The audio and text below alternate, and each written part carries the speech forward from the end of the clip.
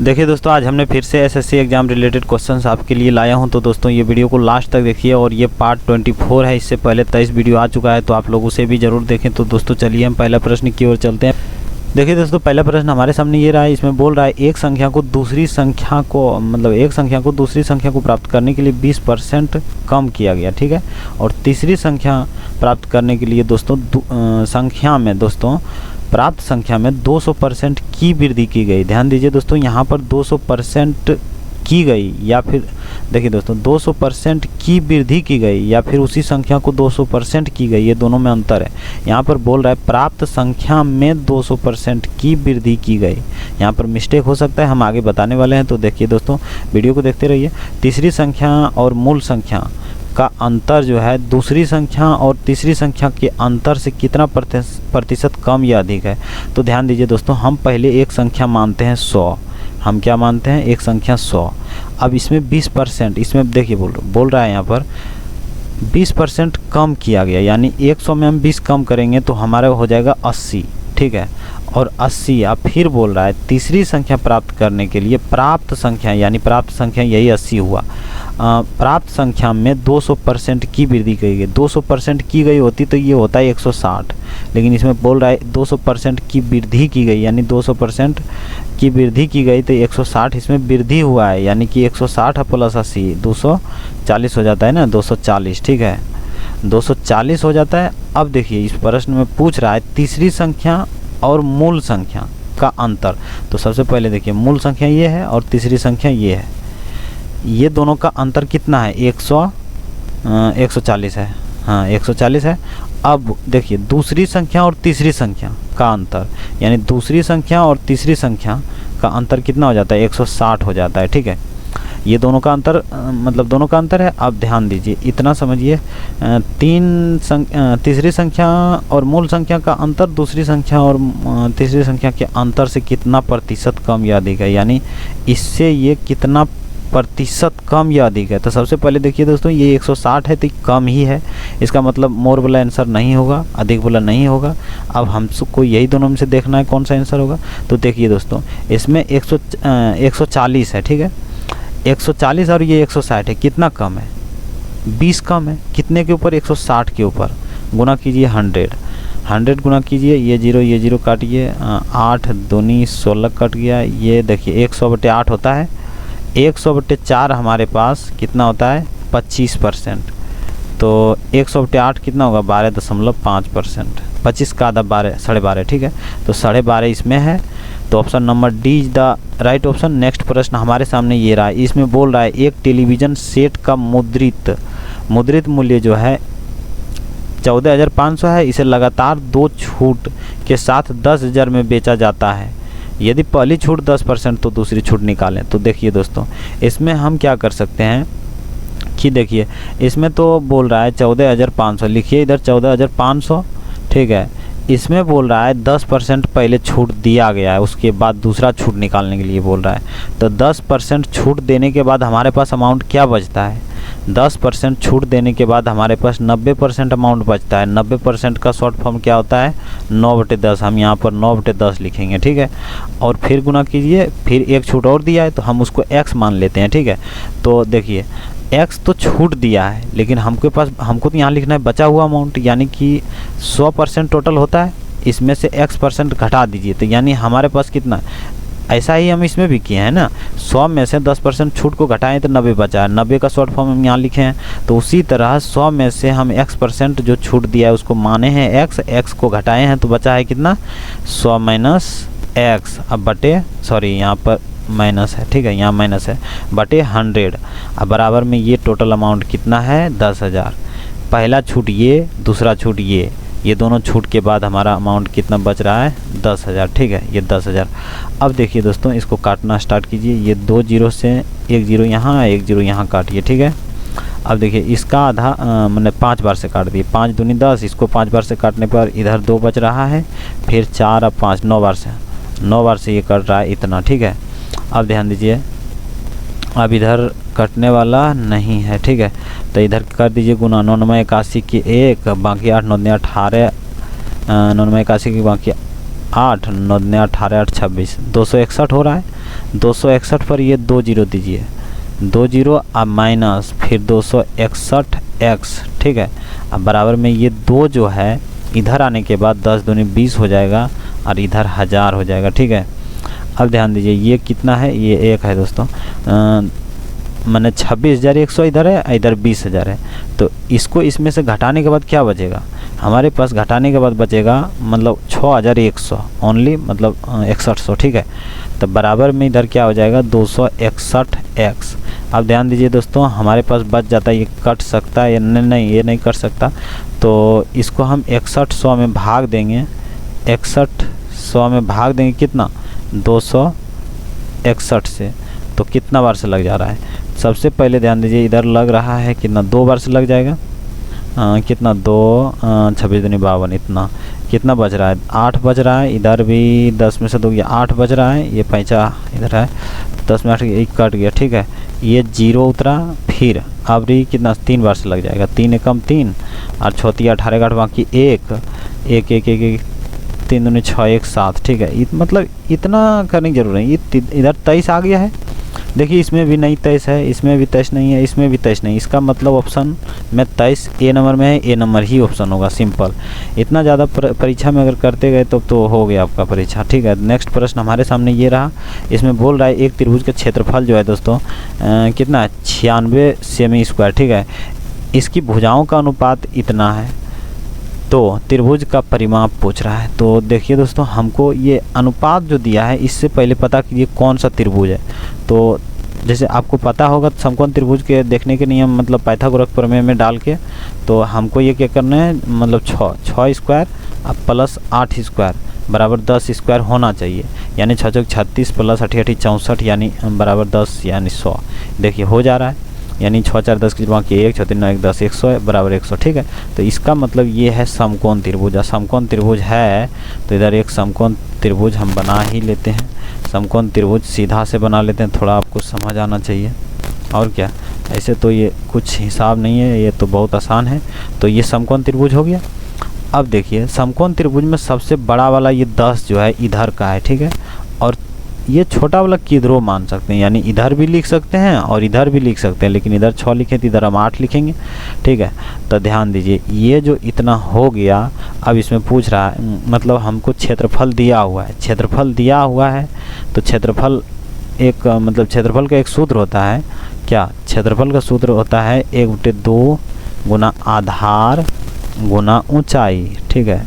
1/2 गुना आधार गुना ऊंचाई, ऊंचाई हमारे पास देखिए 1/2 लिखिए, आधार का मान 8 दे दीजिए और इसके साथ x लगाना पड़ेगा। x क्योंकि x इसलिए लगाना पड़ेगा, यहाँ एक्चुअल मतलब यहाँ मेन मतलब जो होता है क्षेत्रफल वो है, यहाँ पर क्षेत्रफल है लेकिन यहाँ रेशियो में क्षेत्रफल है, ये मान यानी कि अनुपात में क्षेत्रफल, इस वजह से इसमें अनुपात में x लगाना पड़ेगा, ठीक है।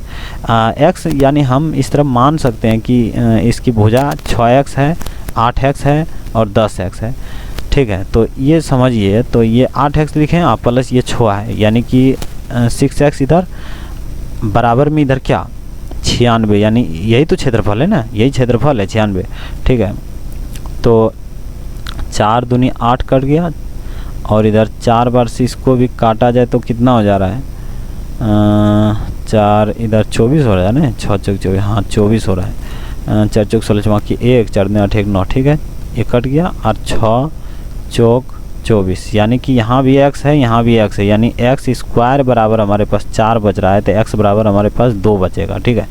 अब ध्यान दीजिए जब x बराबर 2 आया तो इसके साथ तो x है ना, तो ये क्या हो गया 2 माने 6 दूनी 12 हो गया, इसका मान 20 हो गया, इसका मान 16 हो गया। अब परिमाप किसको कहता है, यहाँ से ये नापिए ये नापिए ये नापिए, तीनों को नाप करके बताइए तो उसी को परिमाप कहता है। तो इसका जोड़िए 20 16 और 12, यानी 20 10 30 10 40 6 46 2 48, 48 हमारा परिमाप हो जाता है, परिमाप, ठीक है। 48 हमारा क्या हो जाता है परिमाप। तो 48 ऑप्शन नंबर ए में है, ए इज द राइट ऑप्शन। देखिए दोस्तों अगला प्रश्न हमारे सामने ये रहा है, इसमें बोल रहा है कि राजू और राजू, शोभ और मोहन, ये तीनों आदमी जो है अपने मतलब अपने अपने क्षमता के हिसाब से ये कार्य करता है, तो ये अपना 15 दिन लगता है, 20 दिन और 25 दिन में पूरा कर सकते हैं। यदि राजू से आरंभ करते हुए वैकल्पिक दिनों में काम करते हैं। वैकल्पिक दिनों का मतलब ये होता है दोस्तों कि अगर कोई काम है, यहाँ पर कोई काम है और उस काम को जो है पहला दिन राजू किया, दूसरा दिन शोभ किया, तीसरा दिन मोहन किया। कोई भी मतलब 2 आदमी एक दिन नहीं कर सकता है, इसका मतलब यही होता है। मतलब पहला दिन राजू, दूसरा दिन एस, तीसरा दिन मोहन, ये तीनों इस तरह करते हैं। फिर चौथा दिन आर, फिर 5वां दिन एस, फिर 6वां दिन एम, इस तरह से काम आगे चलता जाएगा। तो बोल रहा है कि ये तीनों को जो है मतलब अकेला अकेला करता है तो 15 दिन, 20 दिन और 25 दिन लेता है। लेकिन अगर एक दिन मतलब मिला के काम करेगा, एक दिन ये, एक दिन ये, एक दिन ये तीनों इस तरह करेगा तो कितना टाइम लग जाएगा, मतलब कितना दिन लग जाएगा, ये पूछ रहा है। तो सबसे पहले हम यहाँ लिखते हैं आर और एस और एम, यानी आर से राजू, एस से शोभ और एम से मोहन। ठीक है, ये कितना दिन ले रहा है? 15 दिन। और ये कितना दिन ले रहा है? 20 दिन। और ये कितना दिन ले रहा है? 25 दिन। अब देखिए ये तीनों का जो है हम एलसीएम लेंगे, क्योंकि हम एक भी ले सकते हैं दोस्तों, लेकिन एलसीएम लेने से क्या होता है कि हिसाब शॉर्ट से तुरंत बन जाता है। ठीक है, कैलकुलेशन ज़्यादा नहीं होता है और कुछ नहीं है।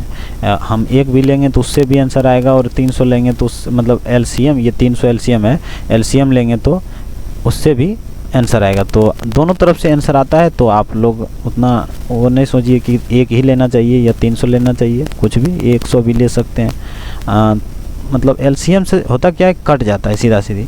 अब देखिए कार्य बराबर हमारा सूत्र क्या होता है? कार्य बराबर क्षमता गुना समय। कार्य बराबर क्या होता है? क्षमता गुना समय। तो ये तो हमारा समय है, ये क्या है? समय है। ये क्या है? कार्य है। ये क्या कार्य है? यहाँ पर हम क्षमता लिखेंगे। अब ध्यान दीजिए, कार्य बराबर क्या होता है? क्षमता गुना समय। तो कार्य बराबर क्षमता गुना समय, तो क्षमता बराबर क्या हो जाएगा? कार्य बटे समय। तो कार्य हमारा 300 है, अब बटे समय आर का 15 है, यानी 15 से हम भाग दें, 15 दूनी 30 पर 1 0, यानी कि यहाँ पर 0 हो जाएगा। 15 30 पर 1 0, यहाँ पर 1 0, यानी इसका क्षमता 20 है। उसी तरह इसका क्षमता 15 हो जाएगा। इसी तरह सेम इसका क्षमता कितना हो जाएगा? 12 हो जाएगा। ठीक है, इसका क्षमता 12 हो जाएगा। तो तीनों का तीनों चीज़ निकल गया है। ठीक है, अब ध्यान दीजिए यहाँ